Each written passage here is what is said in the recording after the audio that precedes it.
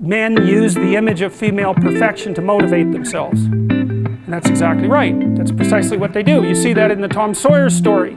So Tom Sawyer is about 12 years old, and he's still hanging around with his friends like Huck Finn.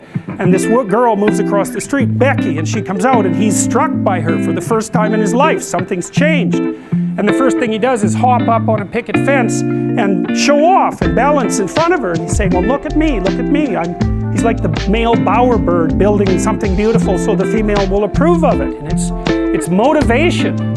You know, and that's something that I think modern women don't really understand about men. They don't understand that, at least to the degree that males are uncorrupted and not bitter because of being rejected, they're doing everything they can to kneel before the eternal image of the feminine and try to make themselves worthy. That's the chivalry story, right? That's what you should encourage in your partner. So out of chaos emerges this first form. It's the feminine form. It's partly the form that represents novelty as such. So, and on one hand it's promise, on the other hand it's threat. You wouldn't believe, and I don't know, because I don't understand the situation with women as well as I understand the situation with men, obviously, being a man. But I don't know if women have any idea how paralyzing they are to, especially young men. A very large number of my clinical clients, but also young men I've talked to in general, are absolutely terrified of women because they're terrified of being rejected. And the terror exists in precise proportion to the attraction to the woman, which is a horrible paradoxical situation to be in. It's often why men make such fools of themselves in front of women that they're attracted to. It's because, first of all, they don't see the woman that they're attracted to. Because what the hell do they know about her? They don't see her as an individual.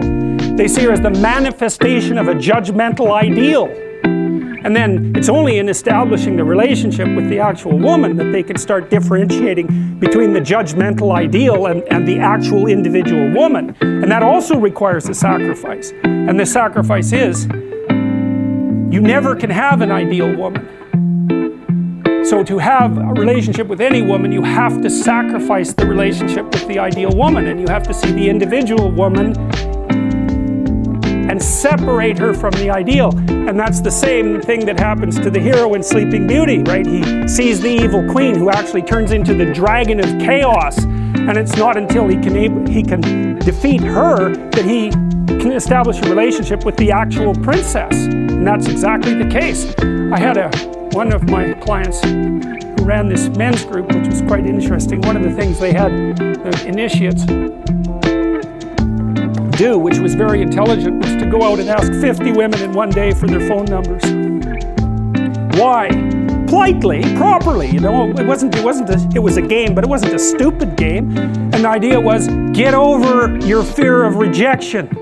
And how do you do that? By encountering it continually and continually and continually, so that you're no longer paralyzed by this.